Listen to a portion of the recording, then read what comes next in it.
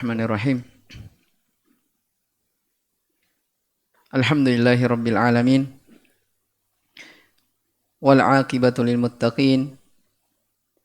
Wala udwana illa 'alal zalimin.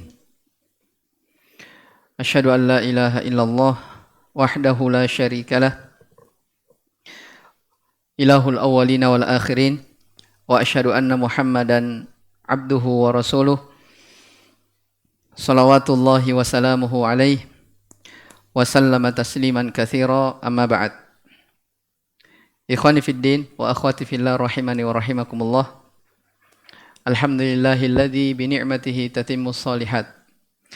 Segala puji hanya bagi Allah Subhanahu wa taala yang dengan nikmat-nikmatnya kebaikan-kebaikan itu bisa menjadi sempurna. Dan di malam hari ini kita memuji kepada Allah Subhanahu wa taala, kita bisa kembali duduk bersama ya dalam melanjutkan pelajaran kita dari membaca sebuah buku yang sangat penting, yaitu kitab Thalathatul Usul, 3 landasan pokok di dalam beragama, karya Syekh Muhammad bin Sulaiman At-Tamimi An-Najdi rahimahullahu taala. Ya, pada pertemuan sebelumnya ya kita sudah membaca tentang al-aslu tsalits, pokok yang ketiga. Ya, pokok yang ketiga yaitu ma'rifatu nabiyikum Muhammadin sallallahu alaihi wasallam. Mengenal Nabi kita Muhammad sallallahu alaihi wa alihi wasallam, ya, dari nasab beliau. Ya, beliau adalah orang yang dipilih dari kalangan orang-orang terbaik. Kemudian sudah dijelaskan juga tentang umur beliau. Ya. Kemudian juga dijelaskan dari dakwah beliau sallallahu alaihi wa ala alihi wasallam. Ya, yang kesimpulannya kita simpulkan apa yang telah berlalu sebelumnya. Ya. Bahwasanya Nabi sallallahu alaihi wa ala alihi wasallam itu lahir di Rabiul Awal. Ya, di tahun gajah. Di tahun gajah. Beliau lahir di hari Senin. Beliau lahir di hari Senin di bulan Rabiul Awal di tahun gajah. Ya, adapun tanggal lahirnya beliau, tanggal berapa itu ada silang pendapat di kalangan para ulama. Ada yang mengatakan tanggal 12, ada yang mengatakan tanggal 8, ada yang mengatakan tanggal 5. Dan itu mungkin di pelajaran sirah lebih lengkap lagi ya dijelaskan. Taib. Dan umur beliau sallallahu alaihi wa alihi wasallam berapa? Taib, 63 tahun. 40 tahun sebelum kenabian. Kemudian 10 tahun Nabi sallallahu alaihi wasallam berdakwah tauhid saja, sebagaimana akan kita sebutkan sebentar, sebelum diwajibkannya salat. Dan setelah diwajibkannya salat, beliau masih menetap di Mekah selama 3 tahun. Ya, kemudian setelah itu diperintahlah untuk berhijrah ke Madinah. Baik. Itu apa yang telah berlalu. Kita lihat ya lanjutan dari ucapan Syekh rahimahullahu taala. Kata beliau rahimahullahu taala, akhadha ala hadha 10 sinin yad'u ila tauhid.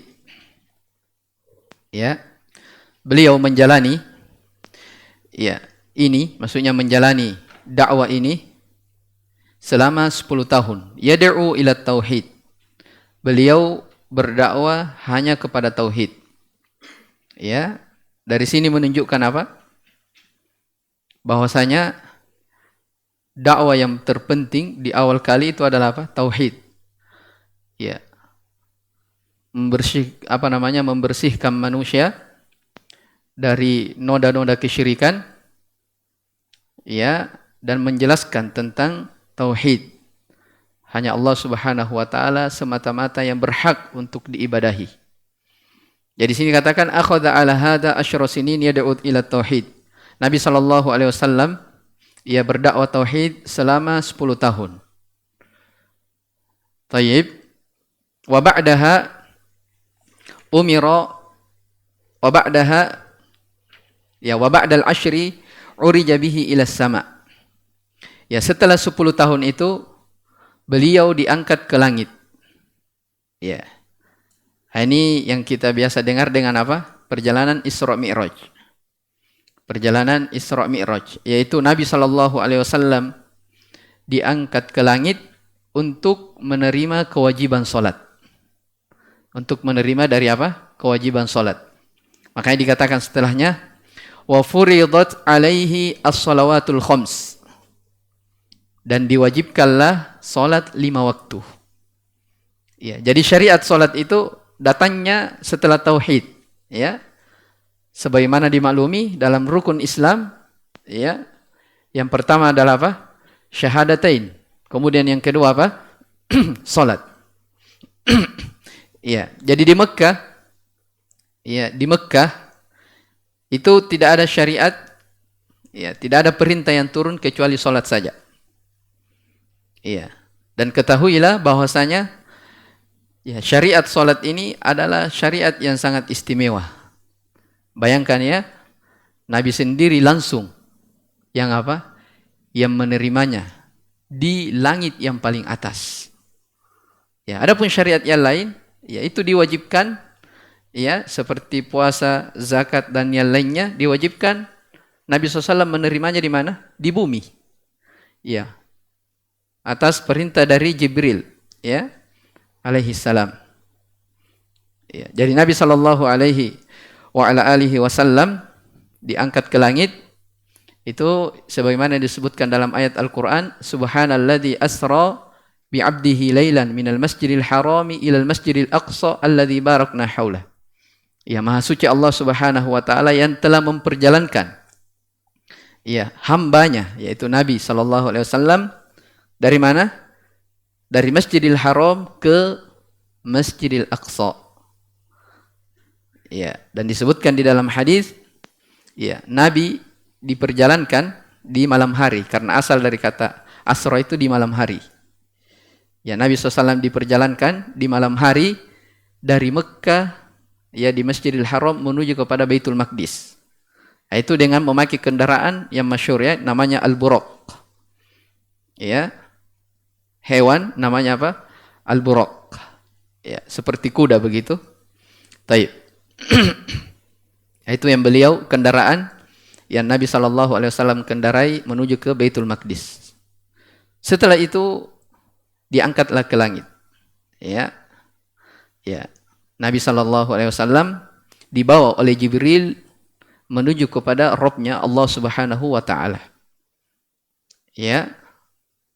Maka di ceritanya itu di dalam hadis bahwasanya Nabi SAW dalam perjalanannya menjumpai nabi-nabi sebelumnya. Ya, bertemu dengan Nabi Ibrahim, Nabi Nuh, ya, dan selainnya dari nabi-nabi. Ya, makanya dikatakan ya setelah Rasulullah SAW ya menerima dari kewajiban salat ini, ya, maka beliau kembali. Setelah beliau kembali, ternyata ketemu dengan Nabi Musa alaihissalam. Ya, disebutkan di dalam hadis kata Nabi SAW, "Furidha ala ummati khamsina salatan fi kulli yawmin wa lailah." Awalnya kewajiban salat itu diwajibkan atas umatku sebanyak 50 kali salat. Setiap di malam, di siang dan malam. Asalnya berapa? 50 salat. Ya, kemudian dia kembali ternyata bertemu dengan Nabi Musa. Maka Nabi Musa bertanya kepada Nabi SAW, "Ma farada rabbuka ala ummatik?" Apa yang diwajibkan oleh Rabbmu atas umatmu? Maka kata Nabi SAW, "Khamsina salatan." Diwajibkan untuk melaksanakan 50 kali salat. Ya. Maka apa kata Nabi Musa? "Irji' ila rabbik fas'alhu takhfif." Ya, kembali lagi ke Allah Subhanahu wa taala, minta keringanan. Ya, karena umatmu itu tidak akan mampu mengerjakannya. Ya. Maka di akhir cerita itu, di akhir kisah, ya, dikatakan ya, salat itu akhirnya diringankan menjadi berapa? 5 kali sehari semalam. Ya, dan pahalanya sama dengan 50 kali salat. Itu salah satu keutamaan dari umat ini, umat Muhammad sallallahu alaihi wasallam. Ya. Pekerjaannya sedikit tapi pahalanya besar di sisi Allah Subhanahu wa taala. Ya. Besar di sisi Allah Subhanahu wa taala. Baik, kemudian setelah itu kata penulis rahimahullahu taala, wa shalla fi Makkah 3 sinin. Setelah Rasulullah sallallahu alaihi wasallam menerima dari kewajiban salat itu, ya, maka beliau salat di Makkah selama 3 tahun. Ya, selama 3 tahun. Tapi ini ada ini yang masyhur ya, ada letak silang pendapat di kalangan para ulama. Ya. Nabi sallallahu alaihi wasallam salat di Makkah selama 3 tahun, wa ba'daha, kemudian setelah itu umira bil hijrati ilal Madinah. Diperintahkanlah untuk berhijrah ke Madinah. Ya, dari Mekah, asalnya beliau tinggal di Mekah, kemudian diperintah berhijrah ke Madinah. Kenapa diperintah untuk berhijrah? Karena di waktu itu gangguan orang-orang musyrikin semakin lancang. Ya, maka salah satunya jalan Allah Subhanahu wa taala perintah nabinya untuk berhijrah ke Madinah. Ya. Karena Syekh di sini menjelaskan tentang masalah hijrah, Syekh sebutkan apa itu hijrah. Ya. Wal hijratu al-intiqalu min baladi syirki ila baladil Islam. Ya. Hijrah itu artinya berpindah dari negeri syirik menuju kepada negeri Islam. Itu asal penggunaan kata hijrah. Ya, asal penggunaan kata hijrah. Jadi kalau dikatakan dalam nas, misalnya ada hadis atau ayat dalam Al-Quran dikatakan berhijrah, maka yang dimaksudkan dengan hijrah adalah apa? Berpindahnya seseorang dari negeri kafir menuju kepada negeri Islam. Ya, hanya saja para ulama rahimahumullah ta'ala membagi hijrah menjadi 2. Ya, ada hijrah yang bermakna umum dan ada hijrah yang bermakna khusus. Ya, ada hijrah yang bermakna umum dan ada hijrah yang bermakna khusus. Hijrah yang bermakna khusus, apa yang disebutkan oleh Syekh di sini? Berpindah dari negeri kafir dari negeri syirik menuju kepada negeri Islam. Ya, kalau secara umum, ya, hijrah itu artinya seseorang berpindah dari maksiat menuju kepada ketaatan. Ya. Berpindah dari apa? Hal-hal yang jelek menuju kepada hal yang baik. Jelas ya? Ini hijrah maknawi namanya. Secara umum ini namanya hijrah maknawi. Ya, makanya dalam hadis kata Nabi sallallahu alaihi wasallam, wal muhajiru man hajara ala ma nahallahu anhu. Orang yang berhijrah itu adalah orang yang meninggalkan apa-apa yang Allah Subhanahu wa taala larang. Jelas ya? Dan hijrah secara umum ini berpindah dari hal yang jelek menuju kepada hal yang baik. Ya, ini mencakup 3 hal. Mencakup 3 hal. Ada hijrah tempat. Ya, misalnya di kampungnya tidak ada orang-orang berbuat baik di situ. Ya, susah untuk melakukan ketaatan karena mungkin pergaulan. Ya, itu namanya apa? Lalu dia pergi meninggalkan, itu namanya apa? Hijrah tempat. Ada namanya hijrah amalan. Hijrah amalan, ya maksudnya, ya dulunya dia sering terjatuh ke dalam dosa dan maksiat. Melalaikan dari kewajiban-kewajiban, tidak menjaga dari waktu sholatnya dan seterusnya. Ya. Kemudian dia meninggalkannya. Itu namanya apa? Hijrah amalan. Dan ada namanya hijrah meninggalkan pelaku amalan. Ya, meninggalkan pelaku amalan. Taib. Jadi misalnya kalau pelaku amalan, ya mungkin kawan-kawan duduknya, ya teman ngopinya misalnya adalah orang-orang yang tidak pernah memperhatikan misalnya dari sholat atau selalu mengajak kepada perbuatan dosa dan maksiat. Dia tinggalkan itu namanya apa? Meninggalkan pelaku amalan. Itu namanya apa? Hijrah, meninggalkan pelaku amalan. Jelas ya? Itu hijrah secara umum. Kalau hijrah secara khusus, ini yang disebutkan oleh Syekh, berpindah dari negeri syirik menuju kepada negeri Islam.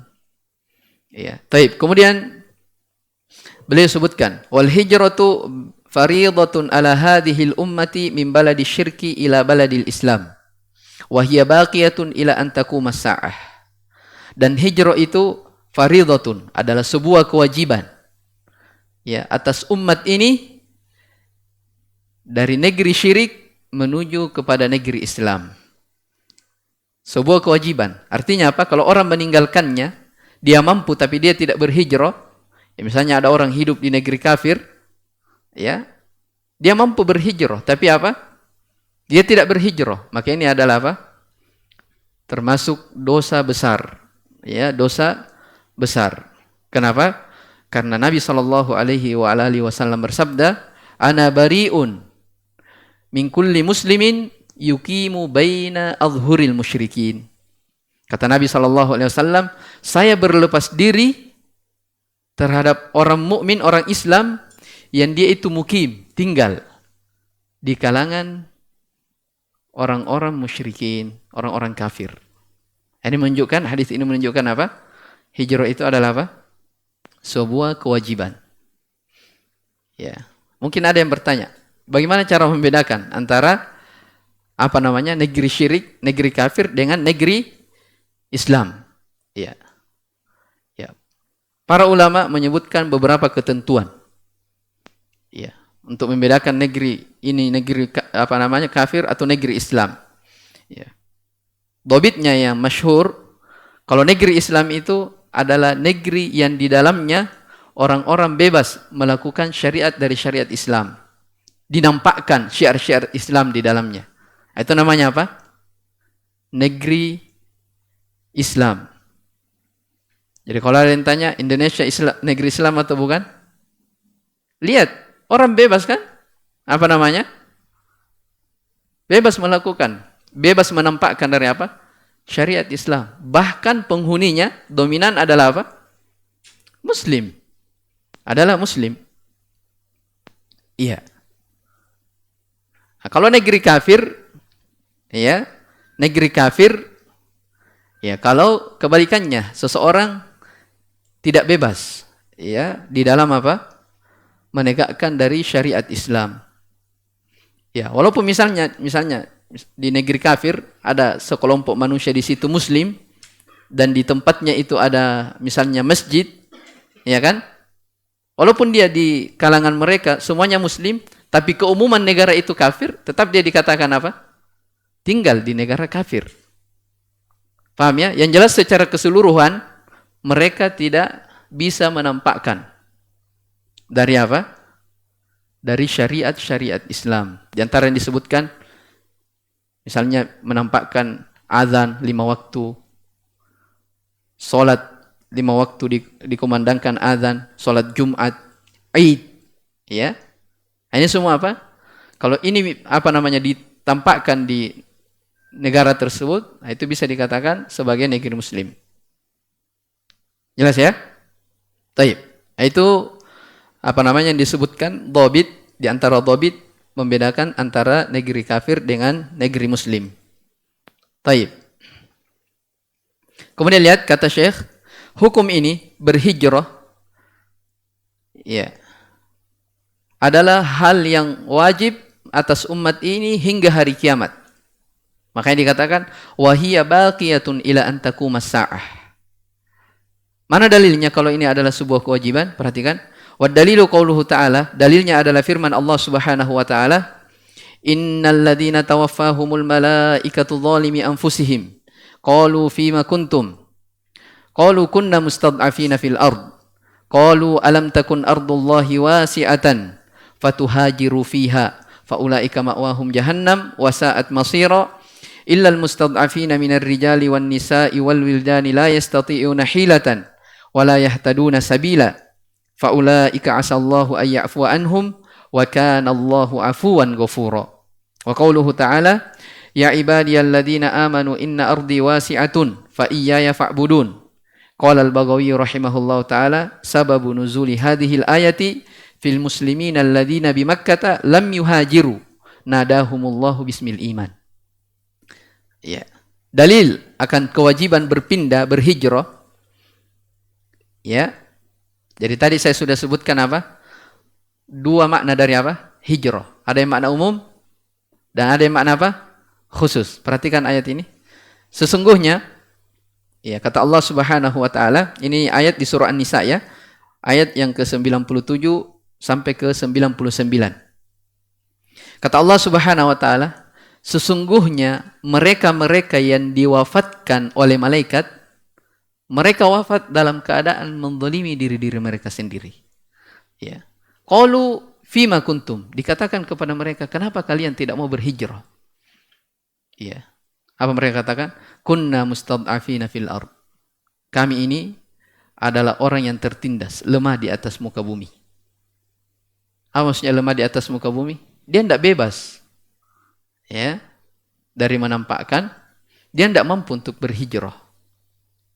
Qalu alam takun ardullahi wasi'atan fatuhajiru fiha. Dikatakan kepada mereka, bukankah bumi Allah itu luas, ya, sehingga kalian bisa berhijrah meninggalkan? Ya, maka kata Allah, faulaika ma'wahum jahannam.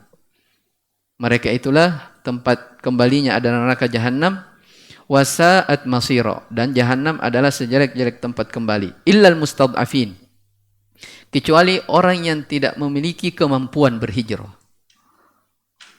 Ya, jadi itu tadi hukum yang pertama yang kita dengarkan tadi, itu orang yang mampu berhijrah dari negeri kafir menuju kepada negeri Islam, tapi apa? Dia tidak berhijrah, memiliki kemampuan tapi dia tidak pergi. Nah, makanya dikecualikan illal mustad'afin, kecuali orang yang apa? Tidak memiliki kemampuan, orang yang lemah, minar rijali, dari kalangan lelaki, wan nisa, dan kalangan perempuan. Ya, ini dikecualikan ya. Ya, sebagai ahli tafsir menyebutkan dari kalangan para perempuan, karena perempuan itu mereka ditahan oleh keluarganya yang masih kafir. Dia sudah muslim tapi apa? Dia tidak bisa pergi meninggalkan mereka, ditahan. Ya, ini termasuk apa? Dia punya kemampuan untuk pergi tapi apa? Tidak mampu karena ditahan. Ya, wal wildan, anak-anak. La yastati'una hilatan, dikecualikan karena mereka tidak memiliki kemampuan. Wala yahtaduna sabila, dan mereka tidak memiliki jalan, tidak tahu jalan untuk berhijrah. Faulaika asallahu ay ya'fu anhum. Mereka-mereka ini semoga Allah Subhanahu wa taala mengampuni mereka. Wa kana Allahu ghafurur rahima, dan Allah Subhanahu wa taala wa kana Allahu afuwan ghafura, dan Allah Subhanahu wa taala Maha Pemaaf lagi Maha Mengampuni. Coba diperhatikan ayat ini, ya. Di awal ayat dikatakan innal ladzina tawaffahumul malaikah.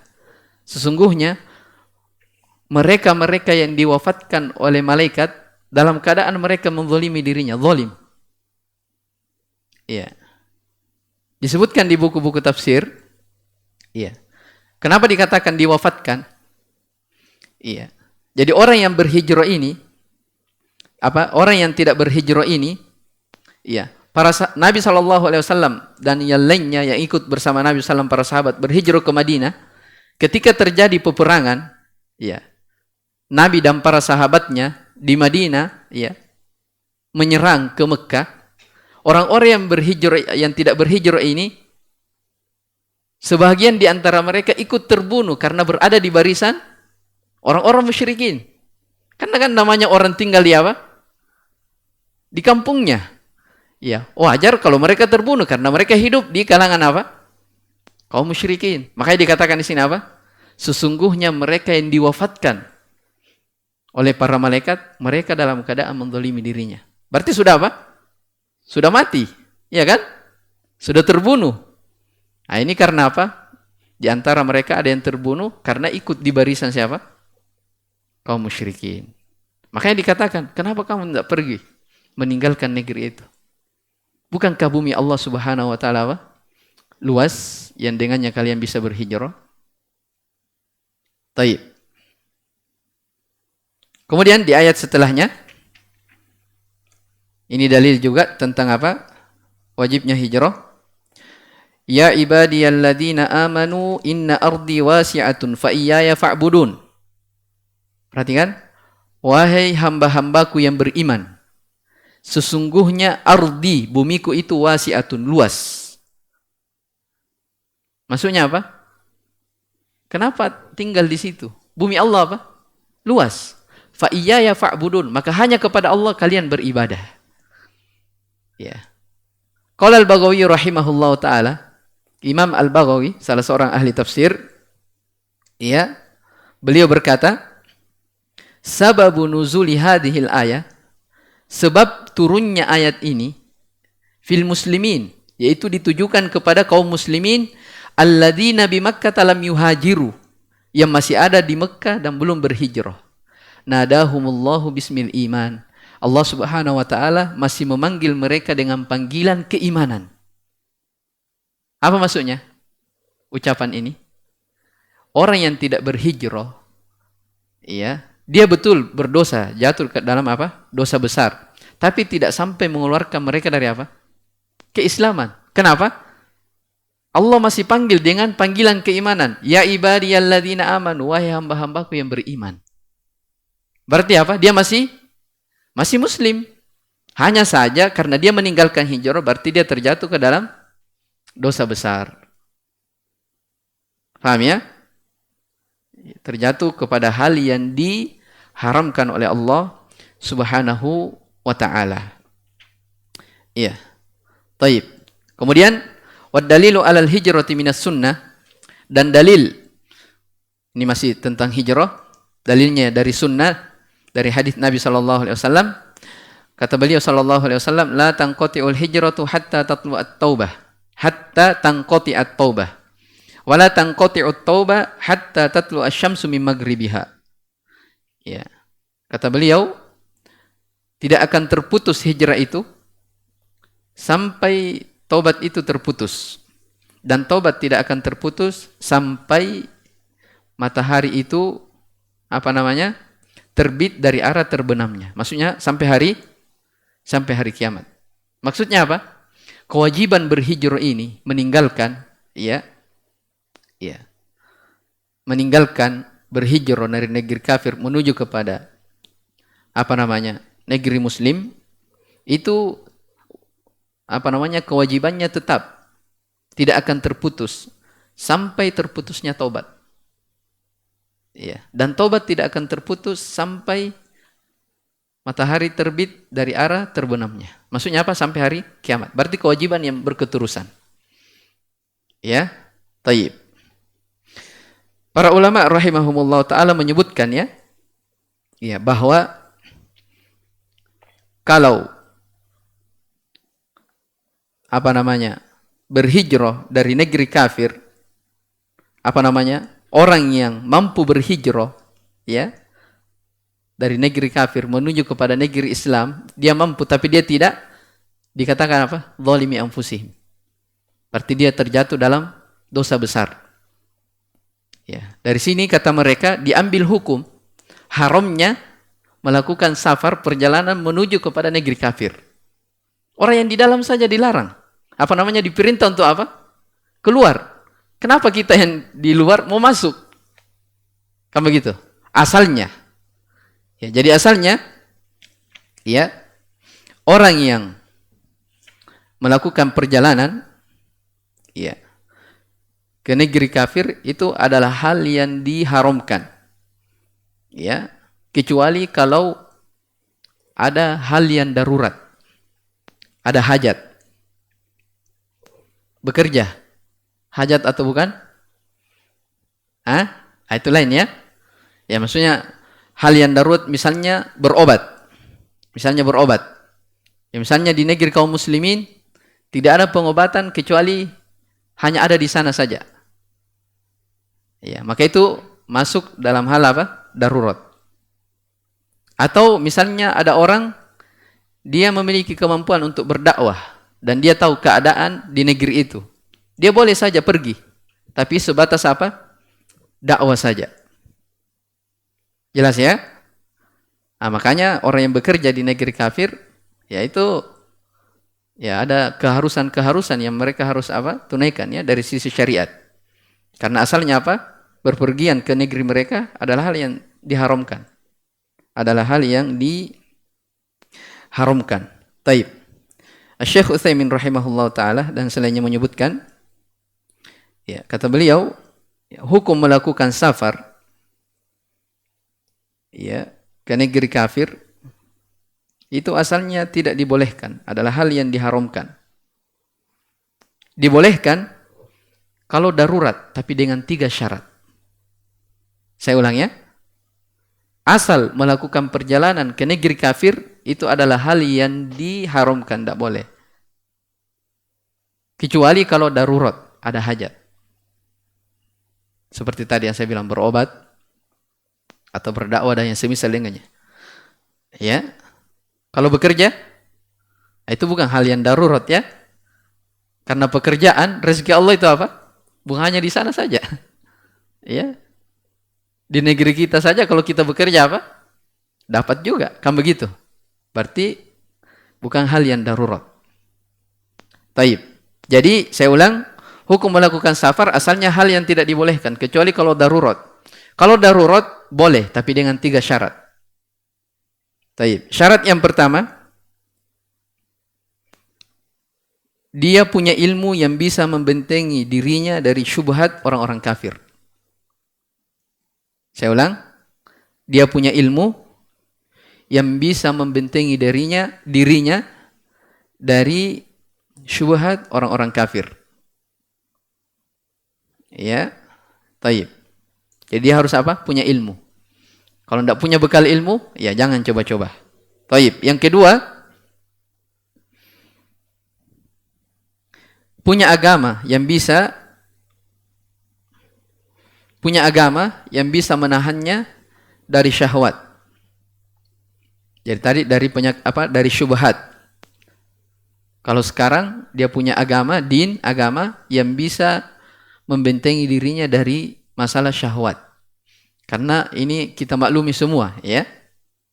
Ya, orang yang tinggal di negara kafir, ya bagaimana dari cara berpakaian mereka, ya, adab dan akhlak mereka. Ya, jangankan di sana, ya, di sini saja di negara muslim sendiri, ya, kebanyakan ya dari gaya-gaya sebagian orang berkiblat kepada apa? Orang-orang kafir. Jelas ya?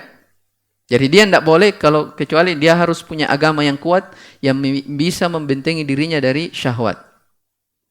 Bahkan sebagian ulama mengatakan kalau dia mau pergi berdakwah dan orang ini punya istri, ya harus dia bawa istrinya supaya dia bisa selamat dari yang namanya syahwat. Taib. Syarat yang ketiga, ini yang paling penting, yaitu apa? Ayyatamakkana min idhari dinihi. Iya, dia bisa menegakkan dari agamanya. Iya. Dia bisa apa? Bebas dari menegakkan, bisa beribadah kepada Allah Subhanahu wa taala, bisa menegakkan dari agamanya. Ya, dan tentunya hal yang dimaklumi tidak boleh loyal kepada mereka. Ini kan masalah apa? Al-wala wal bara. Sudah kita jelaskan ya. Ya, ada hukum-hukum tentang masalah apa? Loyal kepada mereka. Bisa dipahami ini? Taib. Jadi kalau misalnya ada orang mau safar tapi untuk apa? Rekreasi, jalan-jalan. Ini bagaimana? Ya enggak boleh. Ya. Jangan bilang darurat. Tidak ada tempat rekreasi yang seperti kecuali di sana. Taib. Ikhwani fiddin wa akhwati fillah rahimani wa rahimakumullah. Itu secara ringkas terkait tentang masalah apa? Tentang masalah hijrah. Iya. Tentang masalah hijrah. Dan telah kita sebutkan dalil-dalilnya ya tentang kewajiban hijrah. Jadi itu tadi ya. Allah Subhanahu wa taala memerintah seseorang yang hidup di negeri kafir untuk berpindah dari pindah ke negeri Islam. Berarti kalau begitu kebalikannya tidak boleh seseorang untuk pergi melakukan safar ke negeri syirik, ke negeri kafir, kecuali yang telah disebutkan tadi dari syarat-syaratnya. Taib. Kemudian kata beliau di sini rahimahullah taala. Taib. Falamma istaqarra bil Madinati amara atau umira bi baqiyati syara'il Islam. Maka ketika Nabi SAW sudah menetap di Madinah, mulailah diperintah dengan syariat-syariat Islam yang lainnya. Ya, jadi tadi waktu masih di Mekah 10 tahun, 13 tahun di Mekah, itu yang ada apa? Dakwah tauhid saja. 10 tahun tauhid saja yang didakwahkan. Itu ciri ya dari apa? Dakwah Nabi SAW. Misi utama beliau adalah bagaimana manusia mentauhidkan Allah bebas dari kesyirikan. Baru datang 10 tahun baru datang kewajiban salat. Ya. Bukan salat terus tiap hari habis salat, keutamaan salat. Ya. Dijelaskan keutamaan salat tapi tidak tahu fikih bagaimana tata cara salat yang benar. Ya, tidak seperti itu. Ya. Taib. Jadi di Mekah itu hanya tauhid, kemudian kewajiban salat. Salat selama 3 tahun. Baru diperintah berhijrah ke Madinah. Iya. Ketika sudah menetap di Madinah, barulah turun syariat-syariat Islam yang lain. Mithluz zakat, seperti zakat, wassiyam, puasa, ya, wal hajj, haji, jihad, wal amri bil ma'ruf wan nahi anil munkar. Ya, perintah untuk beramar ma'ruf nahi munkar. Wa ghairi dzalika min syara'il Islam, dan selainnya ya dari syariat-syariat Islam. Akhadha ala hadza asyra sinin. Ya, proses ini ya turunnya dari syariat-syariat Islam yang lain ini ya itu beliau sallallahu alaihi wasallam beliau menjalani selama 10 tahun. Ya, selama 10 tahun. Berarti berapa semua jumlahnya? 63 tahun. Saya ulang ya. Jadi umur beliau sallallahu alaihi wasallam 63. Iya. 40 tahun sebelum masa kenabian. Jelas ya? Taib. 10 tahun berdakwah di Mekah tauhid. Sudah berapa? Sudah 50. Karena beliau diangkat menjadi nabi dan rasul di umur 40 tahun. Ya, berdakwah tauhid 10 tahun sudah 50. Dan salat di Makkah selama 3 tahun masih mendakwahkan tauhid, berarti sudah berapa? 53. Dan berhijrah ke Madinah dan beliau menetap di Madinah selama berapa? 10 tahun. Berarti berapa? 63 tahun. Paham ya? Wa ba'da hadza tuwfiya salawatullahi wa salamuhu alaihi. Setelah itu Nabi sallallahu alaihi wa ala alihi wasallam wafat. Sudah, agama sudah apa? Sudah sempurna. Agama sudah sempurna, ya. Makanya dikatakan Syekh wa dinuhu baqin. Agama beliau sudah baqin, kekal, tetap. Ya. La khaira illa dallal ummata alaihi. Apa? Wa hadza dinuhu. Kata Syekh, inilah hakikat dari agama Nabi sallallahu alaihi wasallam. Ya. La khaira illa dallal ummata alaihi. Tidak ada satupun kebaikan kecuali Nabi sallallahu alaihi wasallam tunjukkan kepada umatnya dari kebaikan tersebut. Wala syarra illa hadzaraha minhu. Dan tidak ada satupun kejelekan kecuali Nabi SAW sudah peringatkan. Ini ya. Agama sudah Nabi SAW sudah menunaikan semuanya.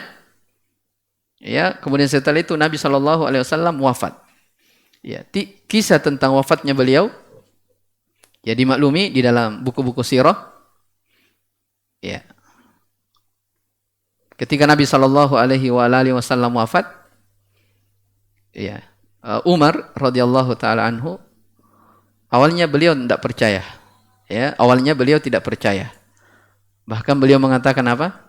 Nabi itu tidak wafat. Dia hanya pergi meninggalkan kita seperti Musa meninggalkan umatnya selama 40 hari. Iya. Maka manusia di waktu itu ribut ya tentang masalah ini.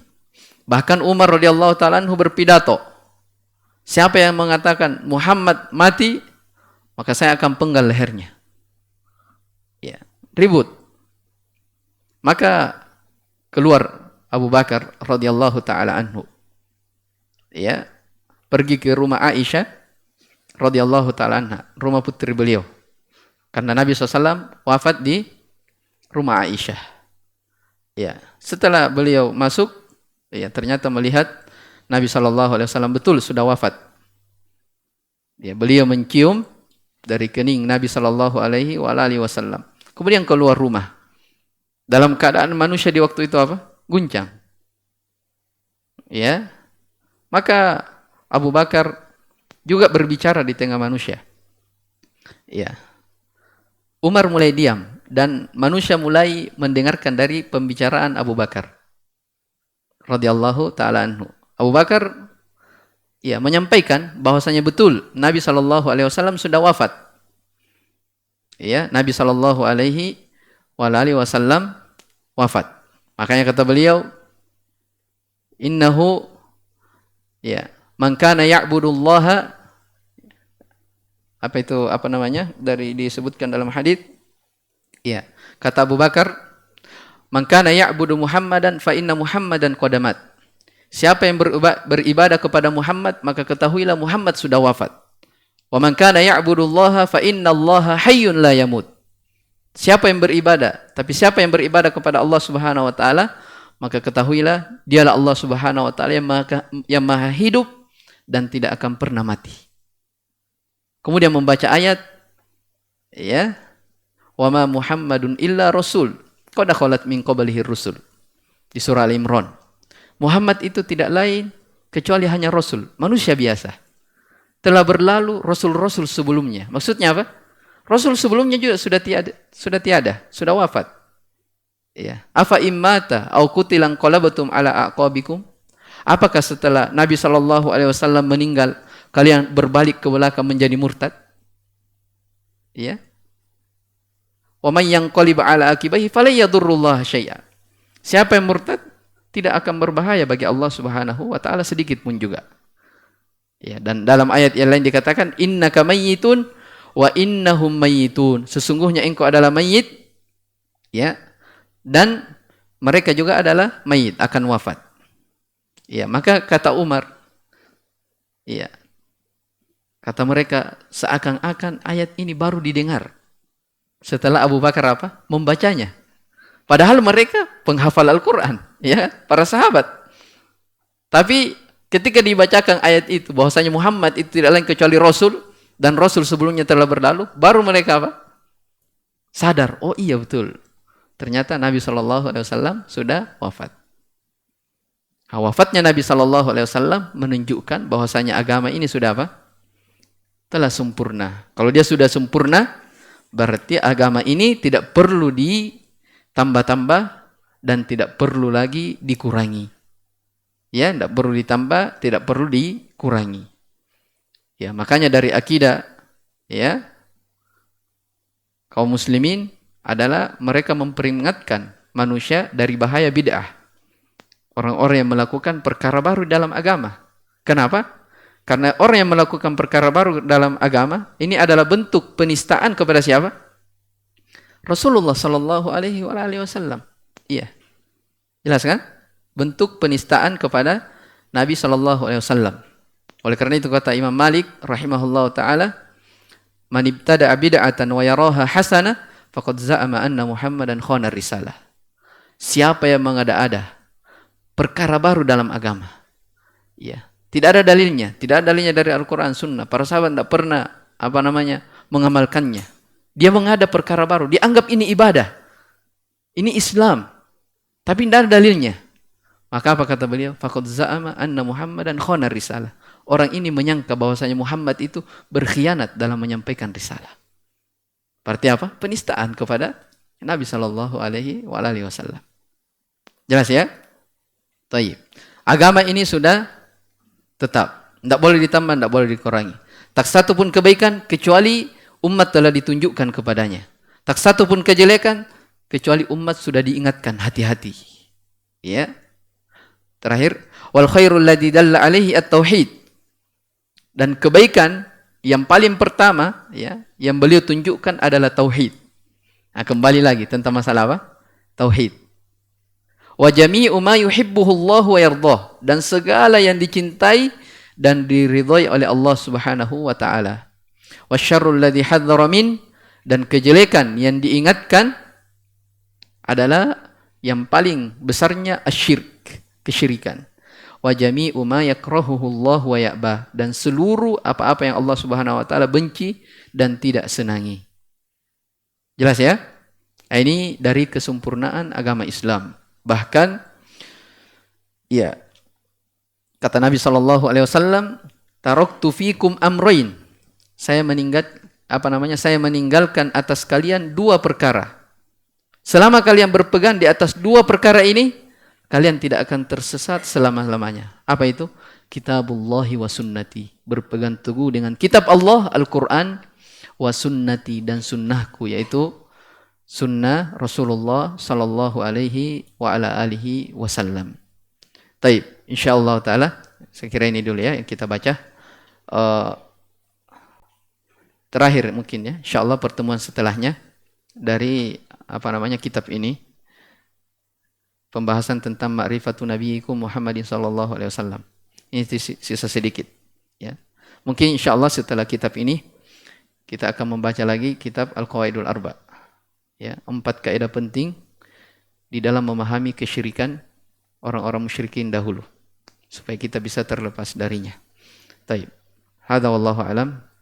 Subhanakallah bihamdik asyhadu an la ilaha illa anta astaghfiruka wa atubu ilaik. Alhamdulillahirabbil alamin.